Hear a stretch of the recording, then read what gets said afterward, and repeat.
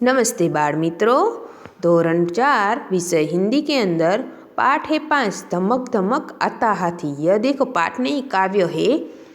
आज हम काव्य सीखेंगे। देखो इसके कवि कौन है। पहले तो इसका नाम यहाँ पे दिया गया है कवि का, प्रयाग शुक्ल। पहले हम उसका परिचय देखेंगे। जो यह पीले पट्टे में दिया गया है वो उसका परिचय है और काव्य के बारे में जानकारी है। तो पहले सब अपनी पाठ्यपुस्तक निकालिए और इसमें काव्य है 5 धमक धमक आता हाथी। पेज नंबर है 24।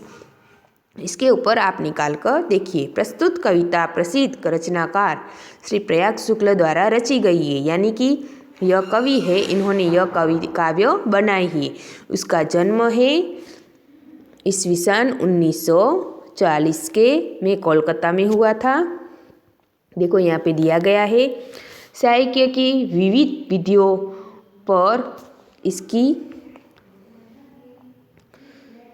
विधाओं पर सशक्त रूप से लेखनी चलाई है। बच्चों के लिए आपने बहुत उल्लेखनीय रचनाएं लिखी है, यानी कि इस कवि ने सभी रचनाएं बच्चों के लिए ही ज़्यादातर किए। यहाँ पे उसी रचना का यहाँ पे हमें वर्णन देखने को मिलता है, यानी कि उसके नाम यहाँ पे दिखे। आपने 9 काव्य संग्रह लिखे हैं, 5 लघु कथाएँ संग्रह लिखी है, 3 उपन्यास लिखे, 1 कला पुस्तक, सत्यजीत रे पर 1 पुस्तक प्रकाशित है। इसके अतिरिक्त पत्रिका का संपादन भी इस कवि ने किया है, यानी कि इस कवि ने बहुत सारे ऐसे पुस्तक लिखे हैं जिसके नाम यहाँ पे दिए गए हैं। यह आपको पता चला। अब हम काव्यों पहले गाएंगे। धमक धमक आता हाथी, धमक धमक जाता हाथी, अपनी सूंड हिलाता हाथी, अपनी सूंड गिराता हाथी, अपनी सूंड हिलाता हाथी, अपनी सूंड घुमाता हाथी। धमक धमक आता हाथी, धमक धमक जाता हाथी।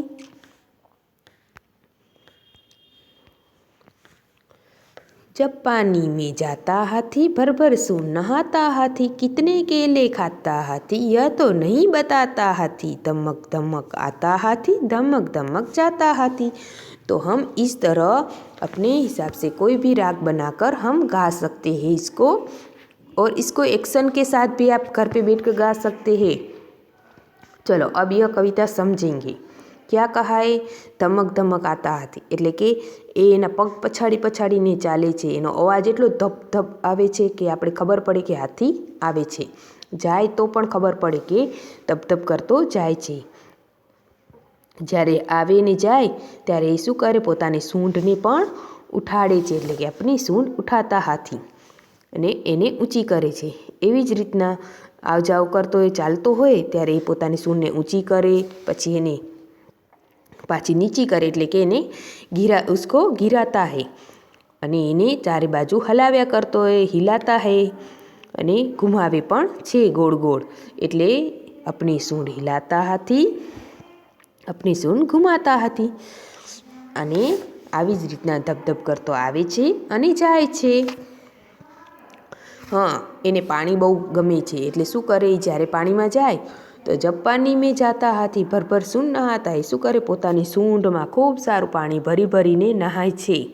અને એને કેળા ખૂબ પસંદ છે, એટલે એ કેળા પણ એને બહુ ભાવે, એટલે ખાય છે। એને એ ખબર જ નથી હોતી કે હું કેળા, તો એને કેળાની ખબર નથી હોતી, કેટલા એને જેટલા મળે એટલા કેળા ખાઈ જાય છે। એને એટલે જ એ નથી બતાવી શકતો કે હું કેટલા કેળા ખાઉં છું। આવી જ રીતના ધપધપ કરતો આવે છે અને ધપધપ કરતો જાય છે। તમે હાથી તો બધાએ જોયો જ હશે, અને હાથીને કેળા પણ ખૂબ ભાવે। એના સિવાય લીલું ઘાસ ખાય, મોટા ઝાડની ડાળીઓ ખાય, અને એ જંગલમાં ખૂબ જોવા મળે।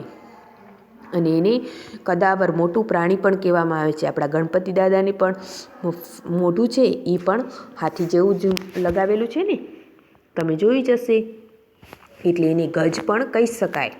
हाँ, એનું બીજું નામ છે, હાથીનું બીજું નામ છે ગજ। હવે એ હાથી છે એ આપણું એક પાલતુ પ્રાણી પણ કહી શકાય ને જંગલી પણ, કેમ કે એ જંગલમાં પણ રહે, એને પાડીને આપણે ઘરમાં પણ રાખી શકીએ છીએ। હા, એને એ સમજવું હોય છે, એ આપણી સાથે રમી પણ શકે છે। એને બોલથી રમાડવો હોય, અને આપણે જો એને ક્યાં જઈ શકીએ? સર્કસમાં પણ જોઈએ છીએ, કોઈ સાથે એના સવારી કરવાવાળા હોય, કેમ કે ઘણી જગ્યાએ કેરેલા સાઈડમાં ઘણા બધા હાથી હોય છે. તો એ શું કરે છે, એને સવારી માટે પણ ઉપયોગ કરે છે. એના ઉપર માલ સામાન લઈ જાય અને લઈ આવે મૂકવા કરવામાં. મોટા મોટા ઝાડના ઝાડ હોય કાપીને રાખ્યા હોય, લાકડા હોય, એને એ ઉપાડીને પણ ભરી શકે છે. તો એ બધું એનાથી કામ પણ કરાવે છે ઘણા લોકો. તો આવી રીતના હાથી છે એ આપણે ઘણી રીતે ઉપયોગ પણ આવે, અને આપણું સારું, આપણા દેશનું સારું પ્રાણી પણ કહેવાય. આપણે હાથીની રક્ષા પણ કરવી જોઈએ, ક્યારેય એને મરવા દેવા જોઈએ નહીં. એનું રક્ષણ પણ કરવું જરૂરી છે. તો બધાને ખબર જ હશે કે હાથી કેટલું સારું પ્રાણી કહેવાય છે, કેટલી જગ્યાએ કામ આવે છે. તો હવેથી ક્યારે પણ હાથી સાથે ખરાબ થતું હોય તો તમે, અને હાથી જેવા આપણા બધા જ પ્રાણીઓની રક્ષણ કરવું જોઈએ. એટલે ક્યારે પણ કોઈ પ્રાણી સાથે ખરાબ કરવાનું નહીં. તો આ કાવ્ય તમને પણ સમજમાં આવી ગઈ હશે. હવે જો નીચે શબ્દાર્થ પણ આપેલા છે. ધમક એટલે કે જોશ, તેજ એટલે કે ખૂબ અવાજ કરે જોરથી, એને કહેવાય તેજ. પાણી એટલે કે જલ, નીર, શરીર, આ એના બીજા નામ છે. હાથી એટલે ગજ. હવે તમે અભિનય એટલે અભ્યાસમાં પહેલો પ્રશ્ન આપેલો છે કે કવિતા કા અભિનય કે સાથ ગાન કીજીએ, એટલે કે તમે એને એક્શનથી ગાઈ શકો છો. અને બીજો પ્રશ્ન છે એનામાં રોના, હસના, પટાખે છોડના, કપડે ધોના, આ બધા શબ્દો છે એના તમારે એક્શન કરવાના.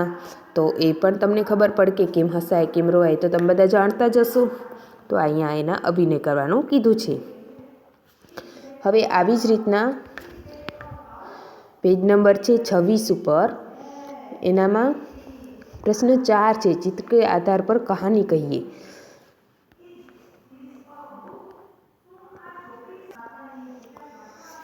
તો અહીંયા કને આપણે આગળ કહાની સમજીશું. જુઓ, અહીંયા એક ઘણા બધા સિંહ અને ઘણા બધા પ્રાણીઓ છે ચિત્ર 1માં. તો આ એક એવી વાર્તા છે કે એના અંદર एक सिंह હોય છે, यानी कि एक सिंह है, वो जंगल का राजा है और वो अपने आप को बहुत ही बहादुर और शक्तिशाली समझता है. तो सभी जंगल के प्राणी को वो डरा के रखता है. देखो यहाँ पे पहले चित्र में सभी प्राणी दिए गए हैं ना, ऊँट है, हिरन है, गाय है, बकरी है, खरगोश है.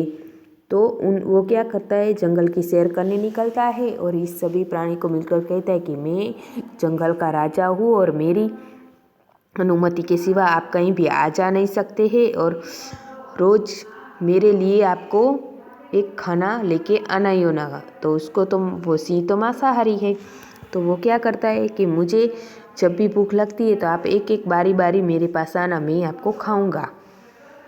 तो सभी प्राणी डर जाते हैं. फिर सिंह तो वहाँ से चला जाता है. बाद में सभी प्राणियों ने सभा भरी. सभी प्राणी यानी इकट्ठे हुए और उन्होंने फिर सोचा कि अब क्या कर सकते हैं. एक दिन तो सभी को सिंह के पास जाना ही होगा और वो हमें खा जाएगा, बारी बारी से जाना ही पड़ेगा. तो खरगोश था वो चालाक भी था. जब खरगोश ने कहा कि मैं जाऊंगा पहले, तो देखो यहाँ पे दूसरे चित्र में खरगोश सिंह के साथ दिखाई दे रहा है ना. तो वो क्या करता है, जब रास्ते पे जाता है तो उसको ऐसा कुआं दिखाई दे रहा है जो पानी से भरा था.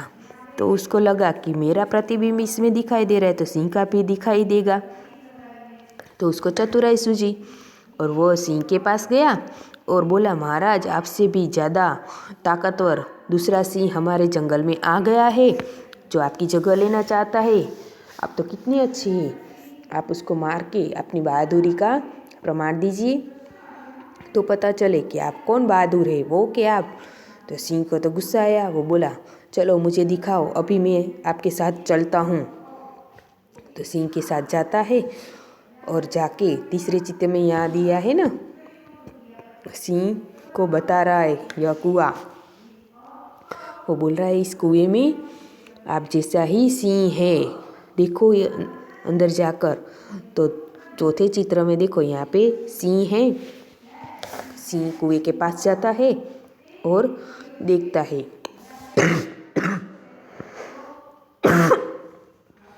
और इस तरह जैसे ही कुएं के अंदर सिंह दिखता है तो सिंह को गुस्सा आता है। वो बोलता है, जैसे ही बोलने लगता है तो उसी की आवाज़ उसको सुनाई देती है। तो उसको लगा कि दूसरा सिंह मेरे सामने आया है और वो भी मेरी तरह ही मुझे लंका रहा है, और उसके साथ लड़ाई के लिए वो कुएं के अंदर कूद जाता है और इसी तरह वो पानी में डूब जाता है। और इसी खरगोश की चतुराई से सभी प्राणियों की जान भी बच जाती है और उसको सिंह के पास बारी बारी से जाना भी नहीं पड़ता है। और इसी तरह वह सभी प्राणियों का रक्षण करता है। तो इसी तरह इस कहानी से हमें क्या सीख मिलती है कि हमें सभी को इकट्ठा होकर ही रहना चाहिए, कभी एक दूसरे का साथ लड़ाई झगड़ा नहीं करना चाहिए, ताकि हम एकजुट होते हैं तो हमारी ताकत भी बढ़ जाती है और सामने वाले दुश्मन से हम अच्छे से हमारा रक्षण कर सकते हैं। अब देखो, इसके बाद है अभ्यास में स्वाध्याय है प्रश्न 1। जो प्रश्नों के उत्तर है तो वो तो आपको नोटबुक में फ़ोटो भेजवा दूंगी, मगर प्रश्न 2 है पेज नंबर 27 पे। चित्र में हाथी के कुछ अंग नहीं है, उन्हें पूर्ण कीजिए एवं चित्र में रंग भरिए। यानी कि इस चित्र में आप देखोगे, देखो यहाँ पे पूंछ नहीं है पूरी, तो आपको वो पूरी करनी है। इसका एक दांत नहीं है नहीं दिखाई दे रहा है, तो उसको आपको ड्रॉ करना है।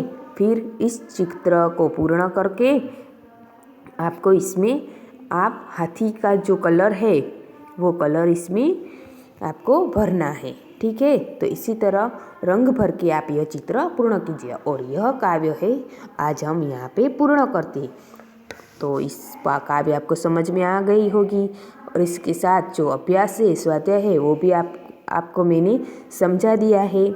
और इसके साथ जो फ़ोटो भेजूंगी उसके हिसाब से आप अच्छे अक्षर करके लिखना और इस काव्य को रट के पक्की भी करना, ताकि आपको परीक्षा में आए तो आ जाए अच्छे से, ठीक है। अस्तु।